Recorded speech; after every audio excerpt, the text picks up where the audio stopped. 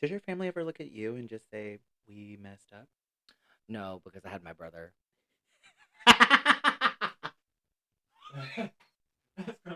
The first pancake's always fucked. Got that ruby red upon your pout. Let all our little secrets out. Got those loose lips speaking fast. A reputation built to last. With that dangerous allure and a single glance. It's a sweet romance.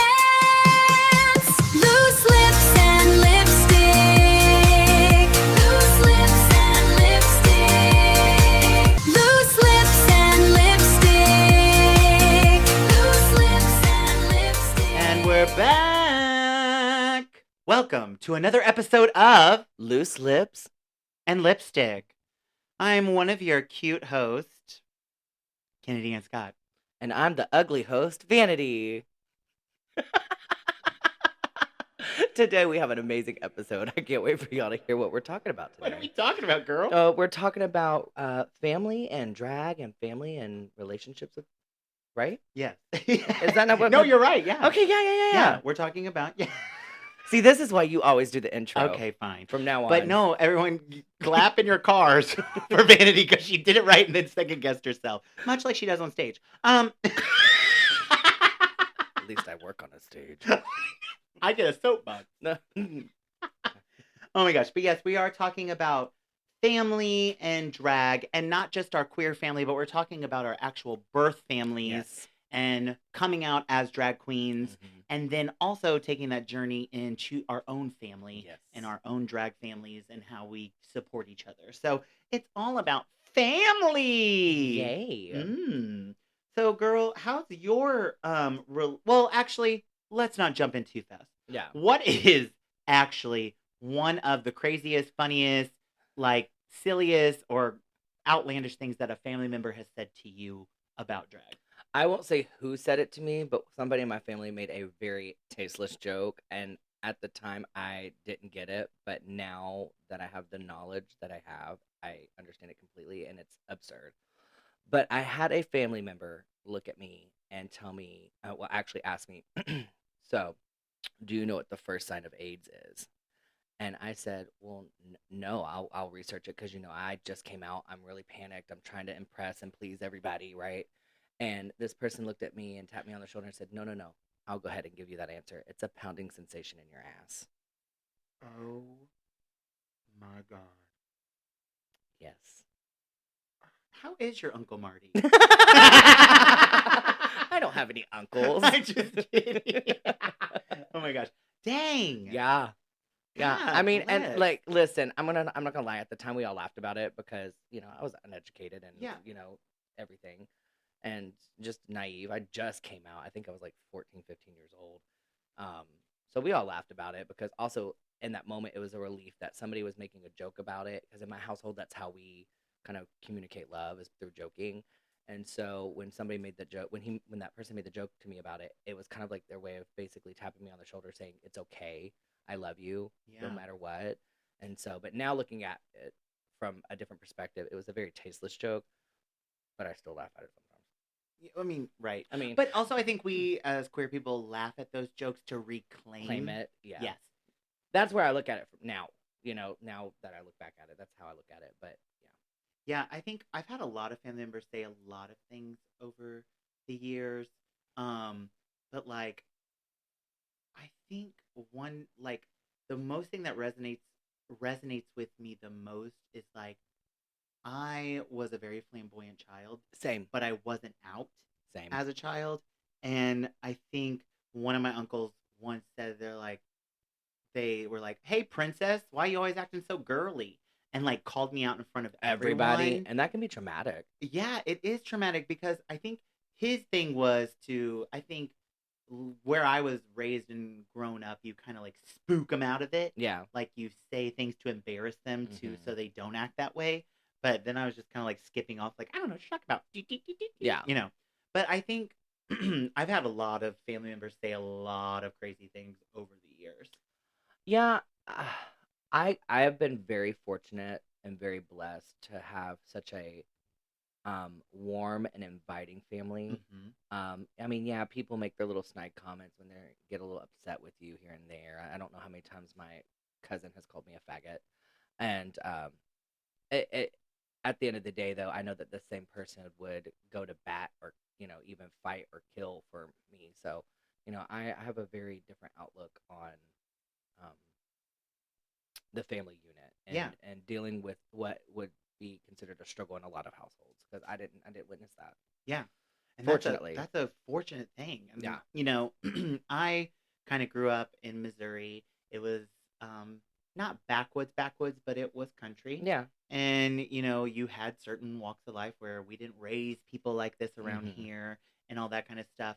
And I grew up in a very like conservative Catholic family. And so I didn't always have the freedom to be myself all the time, even though I look back and I was like, God, I was so flamboyant. How did no one know? Yeah. Or they did and they just played dumb the whole time. Don't speak about it. And we still, to this day, some things we don't talk about. Yeah. There's been so many times where I have kind of went to my room, cried it out, then you just dust yourself off. You dust yourself off and you keep moving on. Yeah. Because there's always going to be something that someone says. And so you just got to and I come from a family where you kind of like, you just keep moving. Yeah. You sweep it under the rug and keep moving. You don't really always address the feelings or what's going down. I agree. But when you said you came out at 14?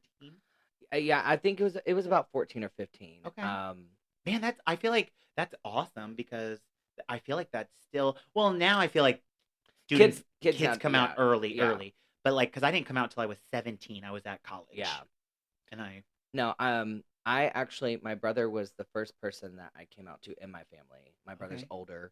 He's about like 16 months older than I am. And I came out to him because he had a crush on a friend of mine in high school. I use quotations because I was homeschooled, but a high school friend of mine. And he had a crush on her, and he was really upset with that she was dating this one guy who was kind of just like bad news bears, right? And he storms out of the restaurant because we all went to a dinner together. And he stormed out of the restaurant, and I followed him. I was like, "Are you okay?" And he was like, "No, I just don't understand what she sees in him and why she doesn't like me and blah blah blah blah blah." And I was trying to like coach him through life. And he was like, "I'm not gonna take advice from somebody who one younger than me, but probably." And I don't even know. Can we say that word on here? And I just am dropping the F-bomb like. Well, I mean, here's my thing. We can bleep it. We can bleep it too, but we could also. I think it's important that these words are said. Yeah, I don't know how the main media thinks about that. That's though. true. Anyways, neither here nor there. We can bleep it. Yeah, so he called me an F slur, and then I think it was like 2 weeks later, him and I got into a fight while my mom was in the car, and we were in a Ford pickup truck that had a bench seat, and my brother was driving because he was learning how to drive. I was in the middle, and then my mom was on the passenger side, all on this bench seat. And him and I got into this knockdown drag out about something, and he slammed on the brakes, and I said, "What are you gonna do? Hit me?" And he goes, "No, I'm gonna do something better." And he leans over at me and looks at my mom directly in the face and goes, "Your son is an F slur." And my mom just chuckled, and she tucked her hair behind her ears, and she turns and she goes, "Zachary, you don't think we already knew that?" And then that was it. That was it. And then she told my dad, and that was fine. That was it. I love that it was like a good moment for you. Mine was not a love Simon moment. Mine was kind of traumatic, and I'm so sorry. But I think, again, I'm a very big proponent in everything that I experienced as a child made me who I am today. Yeah. And I really like who I am today, which took me a long time to get to. There. Yes. But I still am glad I went through everything because I wouldn't be the same person, I know for a fact, if I didn't go through those hardships. Correct. Not saying that I think everyone should go through hardships. No. Because not every person is strong to take everything that I took and still walk out the other side and hold your head up high. Yeah. It takes, and I'm not saying that people can't do that. Right. It's just for me, you were just built different. I was just built different. Chunky heel and all. But yeah, and again, like when we talk about our stories today, like I have a completely different relationship with my family now with some of our stories that we're going to share with Mm-hmm. today.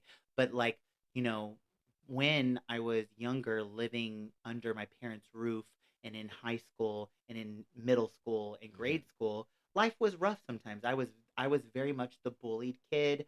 I was the kid who got thrown into lockers, punched in the back of the Mm-hmm. head. I was the kid who was called the F slur. I think I even used to keep a log of how many times a day I'd be called because it would be so ingrained into my head. Where I Yeah. think the most that I was called in one day was like 250 That's times I was called the F crazy. word, and That's then crazy. you would come home, and then my parents are good people. Right. They're really good people. I just don't think that they always knew how to raise a child like me. Yeah. And so they struggled sometimes with how to Approach. approach, Mm-hmm. how to handle, and all that. And then my brother is a man's man. He's a boy's boy. Yeah. He is into sports, all these things. He is 6'3", really tall, Mm-hmm. bulky, lifts weights, he played football, wrestling, very much a So jock. your brother's very much like my brother. Yes. Yes. And I was not that. I was more Nope. into theater, Nope. debate club, yearbook, you know, Yeah. all those kind of things. And even whenever one time him and I could not be in the same room for a long time because we were just always at each other's throats Mm-hmm. because I just didn't understand him, he just didn't understand me. Now we have a different relationship where he'll actually call me for advice and stuff, which is crazy to think. Mm-hmm. So I love adulthood in a way that he'll call me more so now than he ever has in the past. Yeah. So we've built a different relationship. But when I was made fun of and stuff, my dad would always be like, "Well, you do this to yourself." Mm-hmm. And my dad would always be on what I considered the side of the bully. Mm-hmm. And he'd be like, "Well, because you talk like this, because you walk like this, because you act like this, kids are making fun of you. So change yourself and you won't have this problem." It was kind of that mentality growing up. So I always blamed myself in every situation, even if I did nothing wrong. I would always be that kid who would be like, do anything, like, "I'm sorry, I'm sorry." I would always be apologizing, and we all know that that's like a trauma response Yep. to a lot of people. What do they call that? Fawning. Mm-hmm. Yeah. Yes. And so when I came out, before I even came out, my brother, I was in high school, and my brother was like, "Why are you always acting gay?" And I was like, and one night, because our rooms were right next to each other on one side of the house, and our parents were on the other, and so um, I'd be like, "Well, what if I was?" He goes, "Well, I'd probably get my gun." And that's what he said to me. Yeah. And not saying my brother would ever bring harm to me. No, but yeah. But that was the mentality of, in Missouri is the very social homophobic. circle. Yeah. Yes. Missouri is very homophobic. Yes. You just weren't gay. You just weren't. And I was like, wow. So I was like, well, thank God I'm not. Run to my room, lock the door, Yeah. But we were dumb. He was dumb kids. We were dumb kids. And we would fight all the time. And when I did come out to my mother, I came out to my mother first. Mm-hmm. Well, I came out to friends first, but the first family member was my grandmother and then my mom. And when I came out to my mom, it was very traumatic in the fact that it was Thanksgiving and lots of tears involved. Lots of, "Well, I don't think you are. I think you were told this. I think kids made fun of you for years, so now I think you just believe them." It was not taken. Denial. It was denial. Yeah. Now she's come a long way. She's even come to some drag shows. So she's interacted with people in my life, so she's gotten way better and progressed into this. And she even read my book, which Wow. she sent me a message 3 weeks ago. And she's like, "I read your book." It's been out for almost a year, but Hey, at least she she read read it. She read it. She read my book and she said very, very nice words. Yeah. And I was like, I kind of teared up because it was nice for her to hear that and hear my words and hear my coming out story, because I talk about my coming out story in the book. Mm-hmm. And it was nice to hear that she read the book from my point of view and what it was like for me to go through that and what I felt during that time. And still had a positive response. Yes, and she did have a positive. Sometimes that denial just carries on forever. Oh, for sure. And I think, my parents will always celebrate what I do in education. They celebrated me when I got Teacher of the Year and Blue Ribbon Teacher. They've celebrated me in my career, but not in both of my careers. Right. The same. or at all, you Mm-hmm. know? So that's been like a fascinating thing. But then, like with my dad, we just don't talk about it. Like the closest my dad has ever come to saying gay or anything like that to me in a conversation was, well, that Smith girl, she's like you. And I'd be like, what do you mean? She's like you. I'm like, Dad, I'm not a lesbian. Right. I'm gay. Mm-hmm. I'm not a lesbian. I don't like girls. Well, you know what I mean. And that's with a lot of family. You Mm-hmm. know what I mean. Because they don't want to utter the words. Because then Exactly. that means that they have to Acknowledge. acknowledge it. But also, I always wonder, like, especially with the father figures, like, do they ever, like, sit back and go, it's my fault? Mhm. Like, me and my dad, we have a good relationship. Me and my Mhm. dad were never really close. I was always kind of a mama's boy. My Mhm. dad worked a lot. Um, so my dad was kind of always absent, and when he was home, he was absent-minded, it seemed. So, like, I know at the end of the day that my dad would be there for me, but also if my mom's still alive and kicking, I'm not going to burden him with it. I'm going to take it straight to mom, right? Yes. Um, my dad has always been, like I said, really respectful or whatever. But I've often wondered if he looks at me and goes, "It's my fault," Mhm. you But know. what are they blaming themselves for? Maybe that, like, it's like I said with my dad, he was around, but he was absent, or he Mhm. was not there, because he was working a lot or Yeah. whatever. So maybe he thinks like if he spent more time with me or whatever, like You'd be more masculine. I'd be not gay. I Yeah. don't know. I'm not saying that that's what he thinks. I'm just wondering if he Yeah. ever sits back and like really ponders on that point of view. Yeah, and I think as a parent and what I've heard from other parents, and in so many words from my own is that it's more of a fear-based thing and not necessarily like a shameful thing in all cases. Now we Yeah. know that there is Sometimes some parents uh, who are just ashamed shamed. of how Yeah. their child is. But I think with my parents, I think it was more of a fear thing. Like I remember when my mom, and I still think she cursed me, where she was like, "Well, you're never gonna find love," and she's like, "That's not the life where you're gonna find love." And Mm. then sometimes I feel like she's cursed me because like when I have felt that I found it and then it just crumbles, I'm like, Yeah. God, she was right. Like like, Yeah. and that's where like I sit with that because I'm like, and I blame myself constantly for a lot of things that I've gone through because that's the mentality that was put in front of me. Mm. Deep. Real deep. Really deep. We're getting deep here on the cast. Deep. It's funny though that I shouldn't say it's funny. It's intriguing to me to hear about how like your relationship with your parents is changing as you're getting older and you're not under their roof any longer. Maybe they're coming. I don't want to say to acceptance, but tolerance, or Mhm. I don't really know the ins and outs of your family. Yeah. Mine is the exact opposite.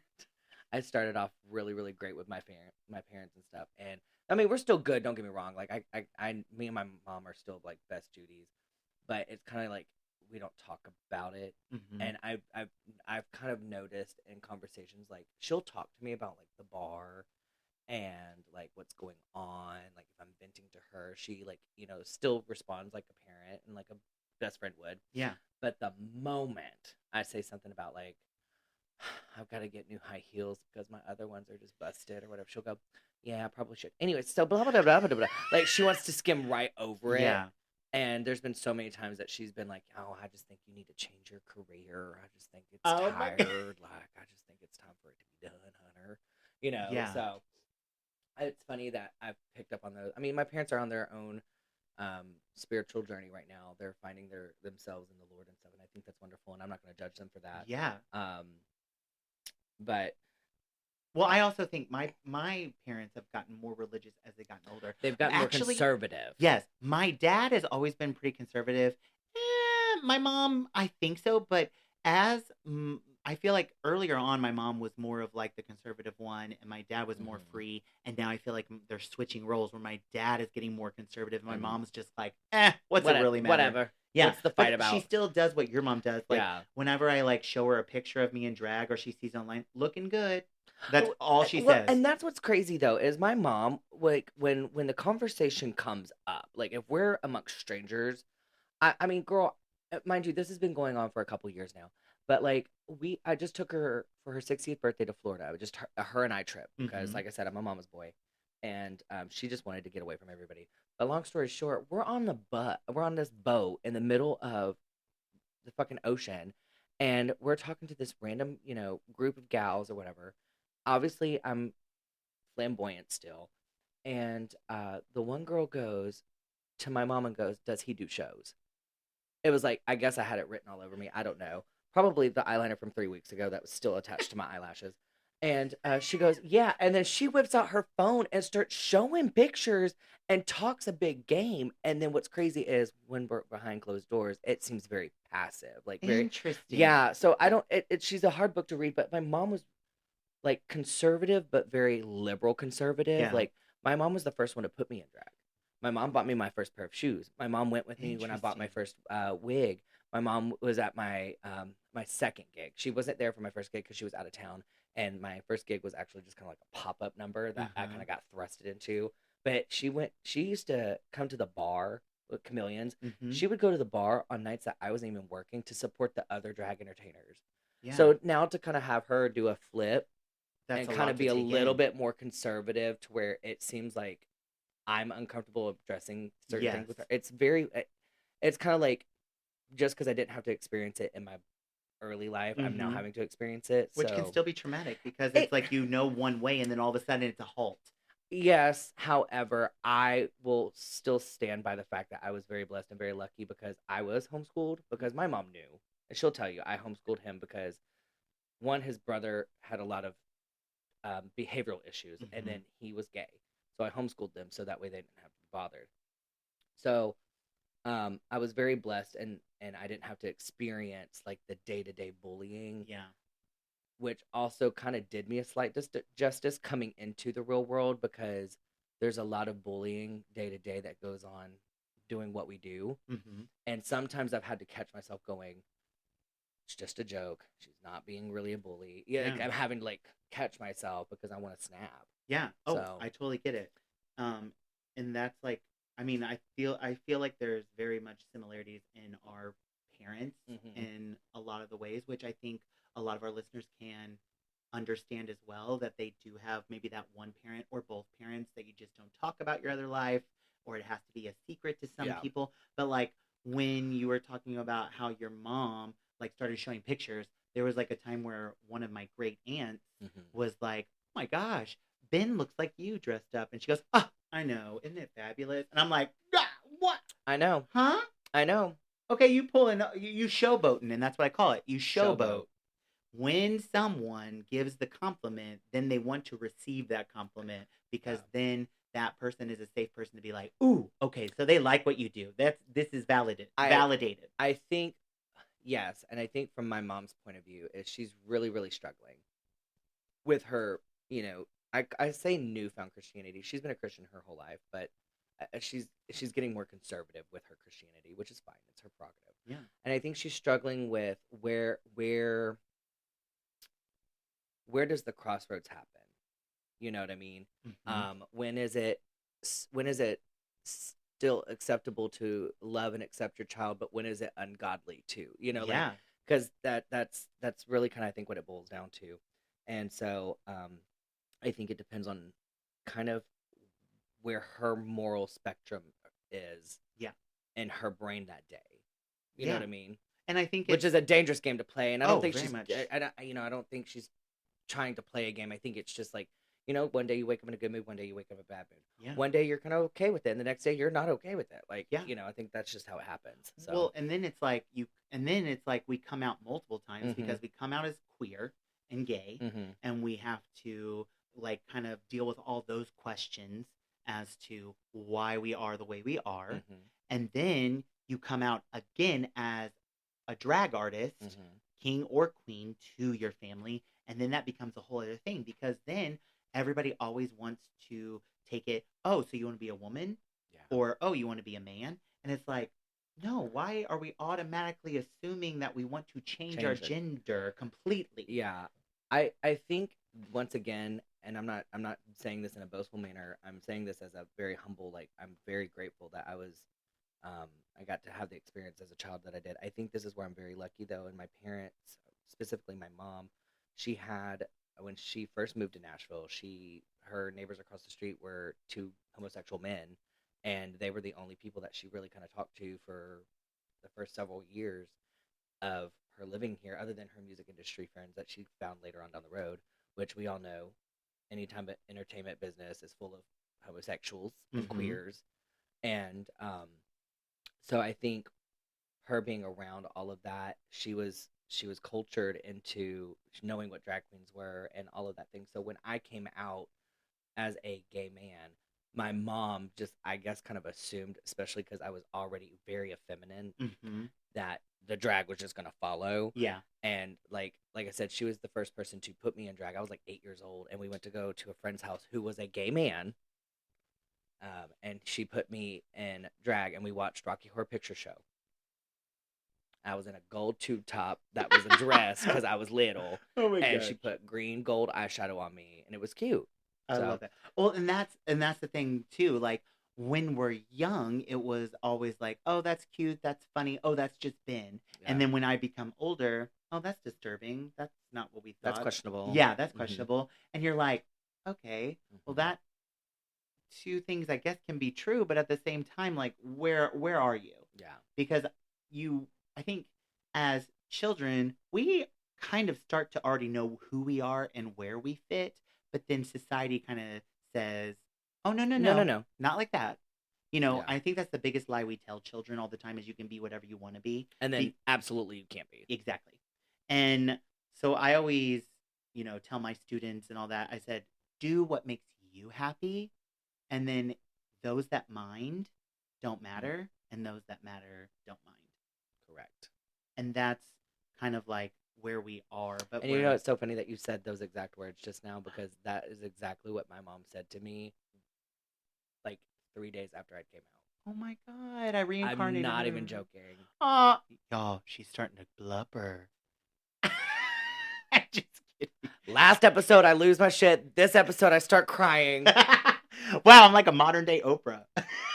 Where's my car, bitch? Check under your seat. I got a margarita underneath there. Yeah, honey.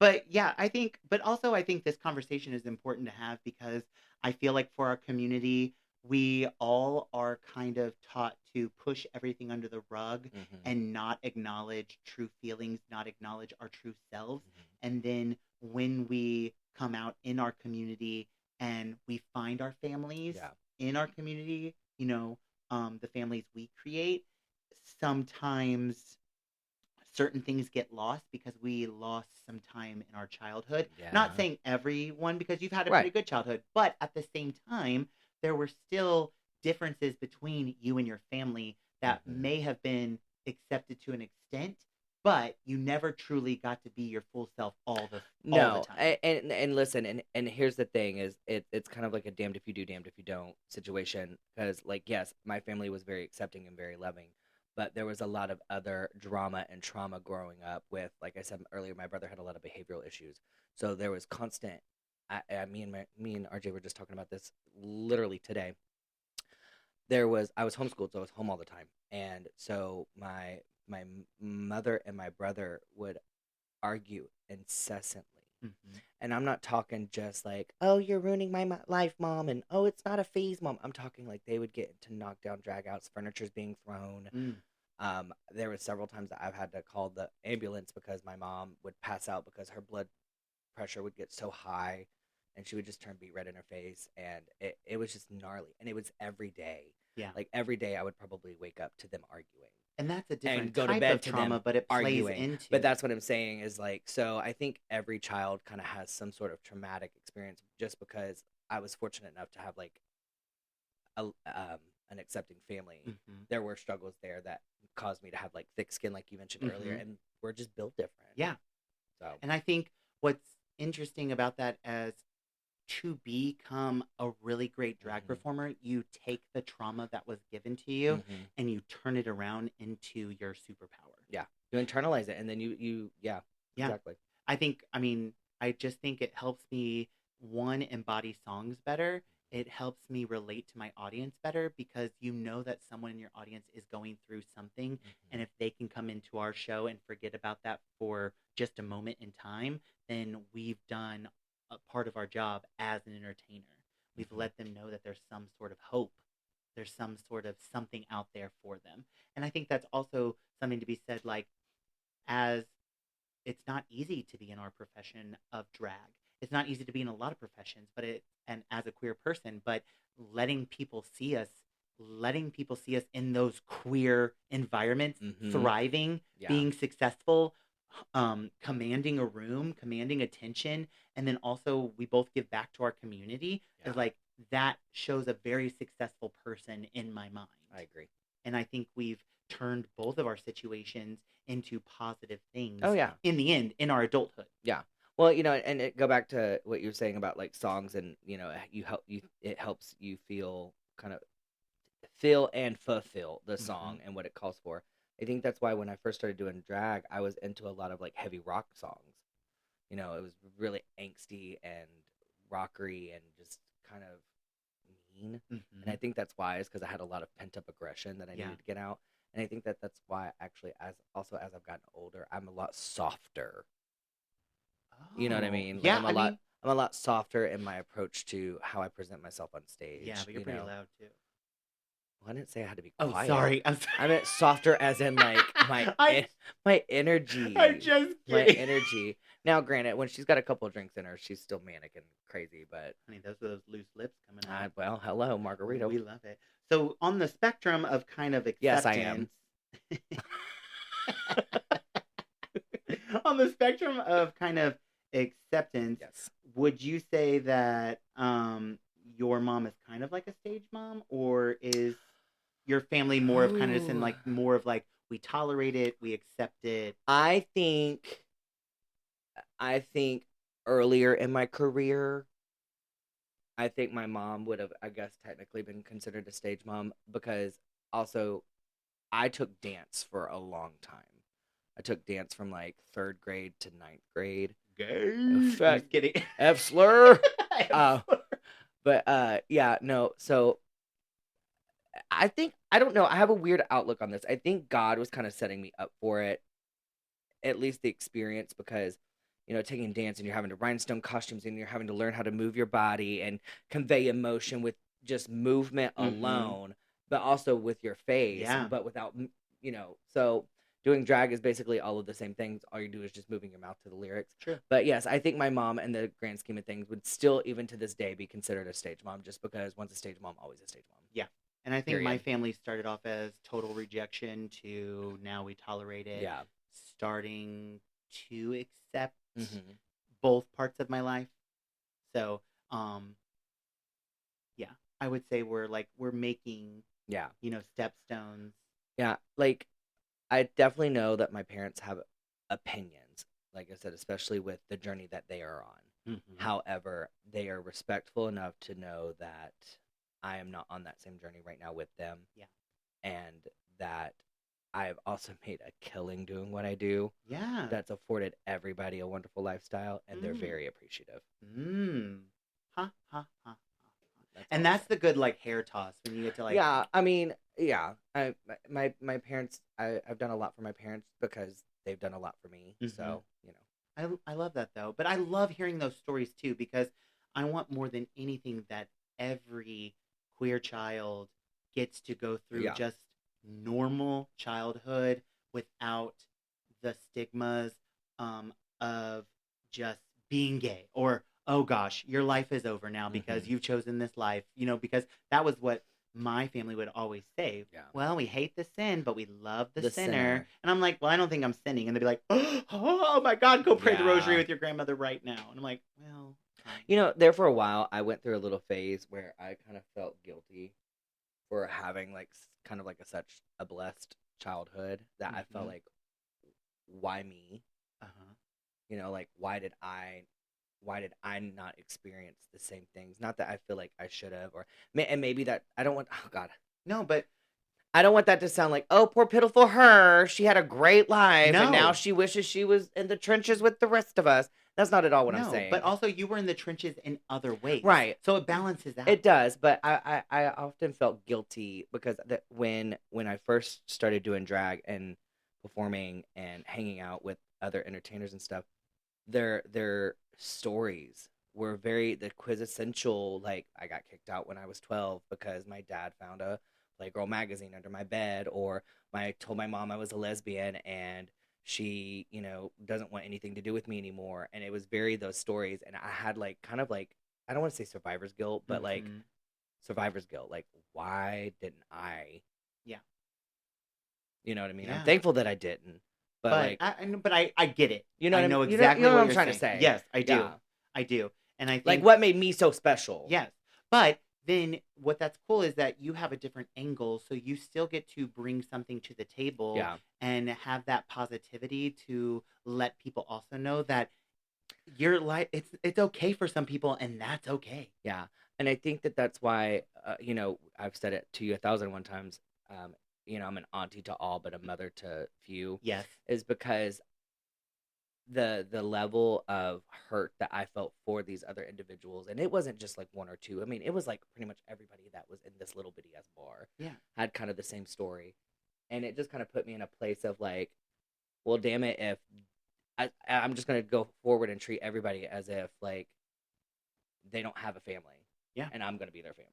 Yeah. So And I love that. And then speaking of the families that we create, our Mhm. chosen family. yes, So we kind of heard your chosen family Yes. of your drag family. But then but I also talk about the relationship that you have with your drag mother. yes, Like, why is that an important thing? And I think some of people need to understand what a drag family actually Mhm. is. Well, the reason why my relationship with my drag mother is very important is because she's my landlord. And so without her, I have no home. No, I think it's very important for that relationship. One, specifically in drag, is because to have somebody who has come before you, they can teach you the tricks of the trade. Like, I would say that Dee Dee got a drag teenager. Mm-hmm. I kind of already was doing the motions and I knew what I was doing physically. It was the Mhm. rest that I wasn't really sure about. And so she's taught me a lot with finances. She taught me how to conduct myself business wise. She taught me how the professional side of things are, because I was just a little monster running around, Mhm. just creating chaos. She checks me when I'm too drunk. I love when she You gets know, onto you. oh God, it's my favorite thing. Vanity. My favorite's when I say something really crude backstage. She'll go, "Oh my God, vanity!" But yeah, when you first think of drag mom, you want to say that that's what they're here to do, is to teach you the drag. But there's more to drag than just aesthetic Mhm. or performance. Like, you have to know how to do business, and how to negotiate booking fees, and how Mhm. to write emails and conduct yourself like an adult. And Mhm. thankfully, that's where deception has been a huge impact on my life. Not the only impact on my life, but a huge impact on my life. Also, it's always good to have a good Judy backstage with you that you can trust Oh yeah. and confide in, and she's a soundboard for me a lot of the nights. So. I've always loved working with her and seeing her. She's always so warm Mhm. and welcoming and really just kind of lights up a room. And so, what's so funny about all of that is, and God bless it, if she hears this, she's gonna be like, they're fucking lying through their teeth. I'm a frigid bitch. If she's a frigid bitch, then we are awful. Oh, well, she's gonna tell, well, honey, I just turn it on for you. Yes. Oh my gosh. No, I just really enjoy her. So when I first started out in Missouri, I had a drag mother, Mhm. but she like passed, so I'd never really got to explore the whole mother-daughter relationship of drag. So when I moved here, I knew what I was doing. I had been taught. I definitely needed to hone in on more skills. But then I got into with my sisters. Like Tracy Otomy really is one of like my sisters. Like her when she was doing Calendar Girls and I had Yes. just moved to town, like and we were doing like drag together. We went to Vegas for the National Kickball Tournament and we got in drag together out in Vegas and we were Oh, I bet tearing that it was up. fun. Oh my god. Her and I we are so silly and so stupid when we get together. Like we got so drunk in Vegas. This is why you're sober. Yeah, this is why I'm sober. We twerked on a cheese pizza. like literally, there's one person that has this video, and if it ever leaks, Jesus Christ! But our cheeks are out, and we're just Who has the I'm video?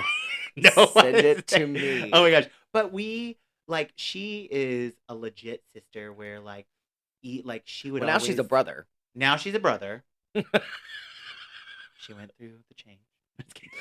But menopause for sure. But no, she was a sister. She'd always check in on me. Like we would do tutorials together, get ready together, all this kind of stuff.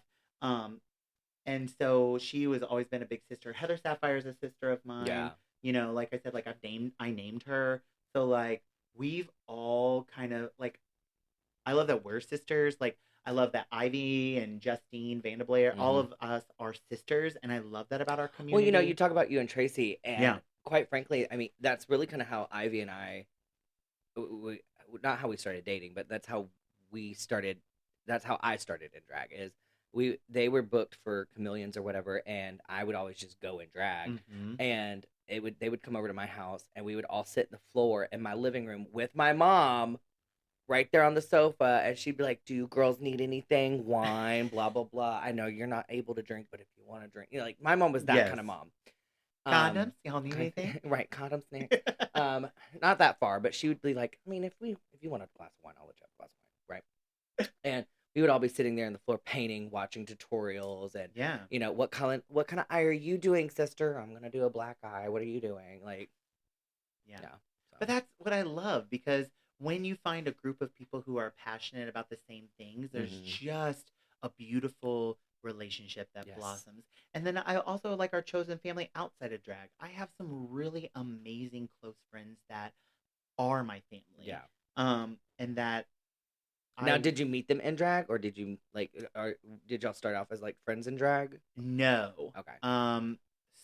Well, I guess Tracy and I, yes, but like some of our other friends, like no, I was just Ben whenever we all met and stuff, and I met a lot of them through Hot Mess Sports. Oh, a lot of. I always wanted to get into the Hot Mess Sports. I wonder if you have a good leg. You have a good kicking leg. Look at that. That thing's a tree But trunk. girl, I'm my schedule. Yeah, my schedule. I'm so busy. So busy. So busy. But yeah, I met a lot of my friends through Hot Mess, but then like also doing drag, I met a lot of people who are now my friends. Yeah. And I consider family now. So. Well, the reason why I asked is because like Carmen and I, you know, she's my baby sister, so she's Deception's third born, and then Sasha's Deception's second born. And me and Carmen, I mean, me and Sasha were close, but me and Carmen, like, we talk every day. We're very close. We talk every day. I would consider her probably one out of like 3 of my best friends. Yeah. You know, so someone that you can tell everything to. Yeah. I love. And not be judged for it. Oh yeah. So, girl, if she has to tell me her trick story, she's gonna have to listen to me boohoo about something. Trust. I love when you two get together. Girl, monster.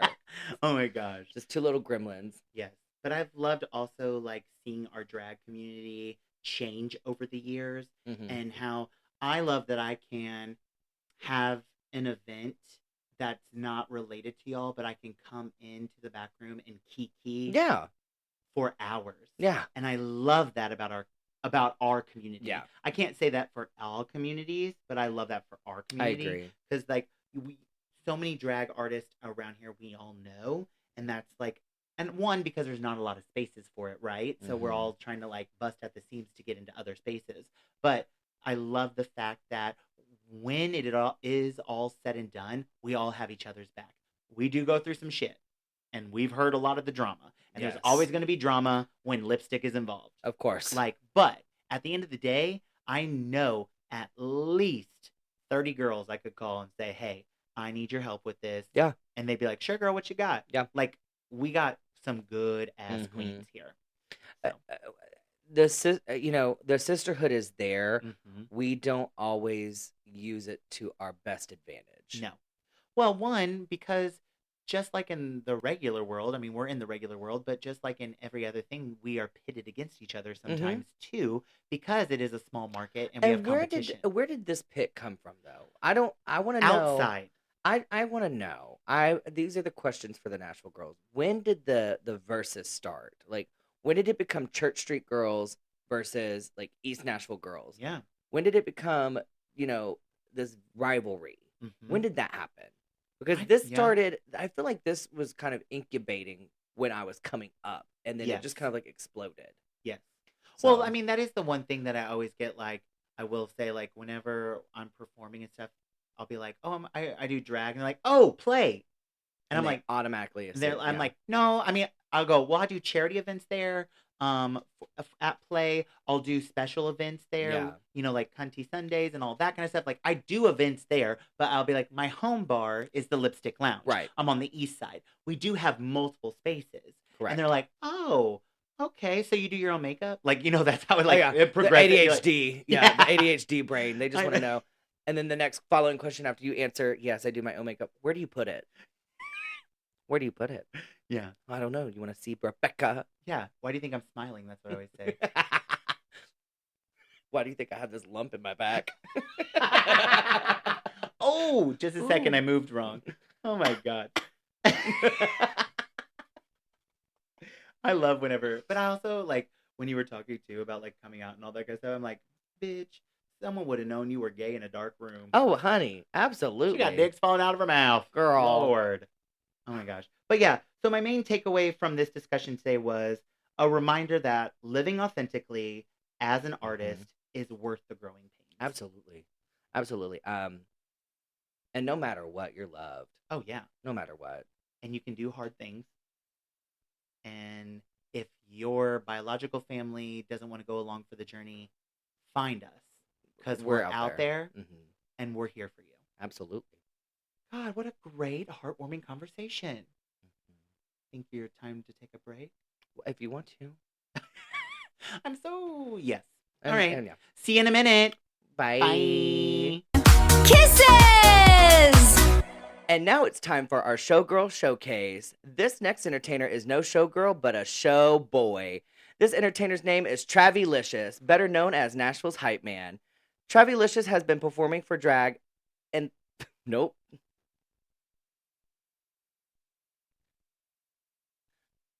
Now it's time for a Showgirl Showcase. This next entertainer is no showgirl, but a show boy, and is known as Travilicious.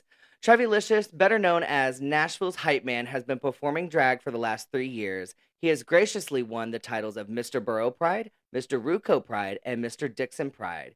He is also a part of the UBQ cast at Play Nashville on Thursday nights. Travi lights up the stage with his joy for dance, storytelling, and pure love of drag. He continues to fight for the rights of the Black community, trans community, and the drag community overall. Travi's hope is that every time he hits the stage, it is proof that drag kings belong everywhere. You can catch Travi on across all social medias at Travi_Travelier. Welcome back.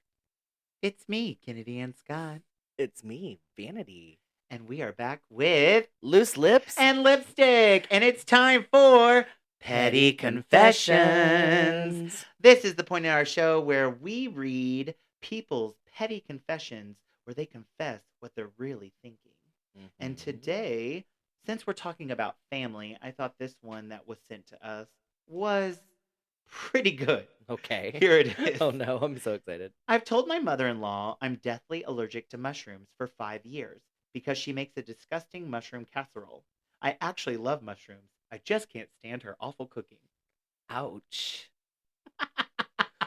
Ouch. Oh my God. For 5 years? For 5 years? Dang. Oh my God. Dang. I mean, I mean, there are some things that people have made where I'm like, ooh, that was a project. Yeah. Did your kindergartners let you do that? Like, yeah. Yowzers, Bowsers. Honey. But that's, I mean, first just of all, tell her. Okay, I'm going to be completely transparent. Okay. I love mushrooms, but a whole mushroom casserole. It does sound excessive. It sounds rotted. It sounds rotted.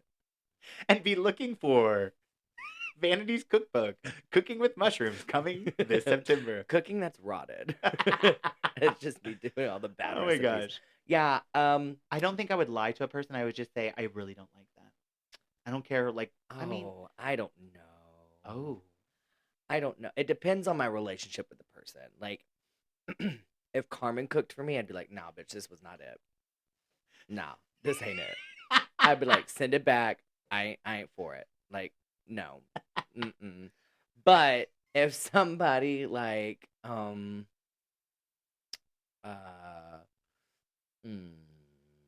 Me? yeah, I cook really good. I bet you do. I don't know. I don't know if I would lie. I'm trying not to even if I it's mean, I wouldn't be for the, harsh, but I would even be if like, it's for the "Ugh." betterment of somebody else. I'm really trying not to do that because I Yeah. think that that's a slippery slope. I probably wouldn't lie, but I definitely would ask them to make something else. Yeah. Like bring the cups. Break their heart gently. You know what? I really love your mushroom casserole, but I don't want to burn myself out on it. So, like, if this time you could just bring the plates and cups, that'd be great. And next time you can absolutely bring it. And then the next time it comes, you just go, oh gosh, I don't have any storage for it in my refrigerator. So if you wouldn't mind just bringing the plates and cups, like, just the plates and cups. Just bring the plates and cups. just bring the plates and cups. That's so funny. Yeah, bring a veggie tray. That's probably what I would do, actually. Which is not technically lying because No, it's not. I wouldn't probably have room in my refrigerator. I would make sure I don't have room in my refrigerator. We did a family sign up, and sorry, Becca, we just put your name on plates and cups. Yeah, because I mean, you took too long to get back to us. I hope you're not offended. She's like, you just released it. It filled up quickly, sister. Oh my gosh, that's like the person who like to the family always brings like that one dish where you're like, so like one of my aunts makes this pasta salad where she's like, everybody loves it. We hate it. Like Oh, we no. hate the pasta salad. Then why don't you tell her? I think people in my family have. I don't Oh. go to a lot of family functions. Oh, well, So it's not my place to tell her. very valid. I'm not one of the elders. I'm not one of the elders. You would just bring the plates and cups. Plates and cups. Plates and cups. Oh my gosh. Gosh. Your turn. Your turn. Mine is kind of fucked. Mine says, I have a friend that I've stayed friends with mostly because they made me look better by comparison. Oh my god. Who So- sent this in? Tracy? Tracy out of me if you're Oh hearing. god, not the duff. God. Dumb, ugly, fat friend. But in my case, it's drunk, ugly, fat friend. Yeah. I stayed friends with them mostly because they made me look better by comparison. But how? Like, do they go out every weekend and get trashed? Yeah, is it like a physical comparison or is it like a spiritual comparison? I mean, I guess if, Or a sometimes moral I feel, comparison. Sometimes I feel like if a gay man sends these ends, it's always It's, vanity. yeah, it's always physical. You would know. I would not.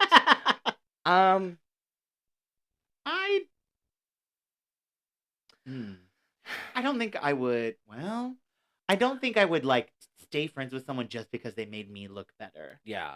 But I am friends with Delta. Just kidding. I love you.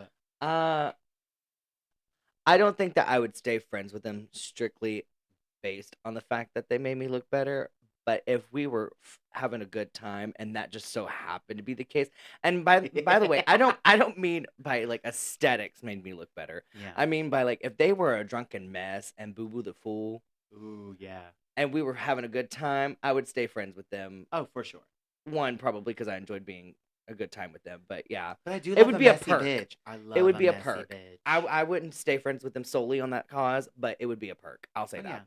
You're right. Yeah, I agree. It'd be a perk. Ah, what a great day. What a great These day. have been Petty Petty Confessions. Confessions. Work. I know. Now we're going on to my favorite topic, What is your favorite topic? the tips and tricks, Ooh, where we provide you girl. with tips and tricks. Yes, honey. We love a good tip and a good trick. Well, I've got a good one for okay. you. Hit me with it, baby. So, for those of you who are struggling with your eyebrows, whether you cover them, shave them off, whatever you're doing, to perfect your shape before you commit to the final bit, trace your eyebrows out with a brick colored lip liner for deeper complexions, and then for lighter complexions, do a taupe, just enough so you can see it, and then you're not committed to the bit if you don't like it.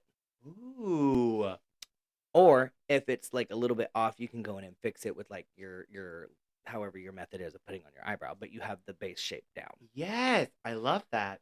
And then kind of piggybacking off of that, I was like listening and I wanted to do one, but I changed it. Okay. So sometimes when we're applying eyeliner, sometimes when we're looking at ourselves in the mirror, it's uneven, right? So what you're going to do is to make sure that you don't have uneven eyes, you are going to put points. So you're going to measure down from the ends of your eyebrows. Yeah. So you'll measure from the ends of your eyebrows down to where your eye line is. On your put farthest point. On your farthest point. And you're going to put a dot. Okay. And then when you're doing your eyeliner, you go to the point. Gotcha. And then they even out. Wonderful. But what if your eyes are just crooked? Like if you can see both sides of the field? Yeah. Well, that was This God's... trick isn't for you. Yeah, this trick isn't for you. That was God's plan. Oh my God. Sometimes we're just meant to be wonky. And that's okay. That's Everybody fine. loves a wonky donkey. Yeah, because you can always like lean to one side and do your songs. So you're like leaning It down. adds character. It builds character. This has been a lovely episode of Tips and Tricks. Yes. Yes. Ooh. Girl, it's been so good to see you. It's always good to see you. It's always been good to be seen. It's always, well, who could miss you? Oh my gosh. Don't forget, everyone, to make sure you follow us on Loose Lips Lipstick Pod on all socials. You can also personally follow me at Miss MS Kennedy Ann Scott on all socials. And you can also follow me across all social media platforms at The Only Vanity. Remember, if you have a petty confession or if you just want to gab with the girls, send us an email at looselipsandlipstickpod@gmail.com. We would love to hear from you. Yes. But we kind of have to go now. yeah, I gotta go change my underwear. God dang it. I was thinking this whole time, how can I break her character? Because she's doing so good. Darn it. Anyways, we'll see y'all next week for another lovely episode of Loose Lips and Lipstick with us, your favorite gal pals. Got that Bye. ruby red upon your pout. Let all our little secrets out. Got those loose lips speaking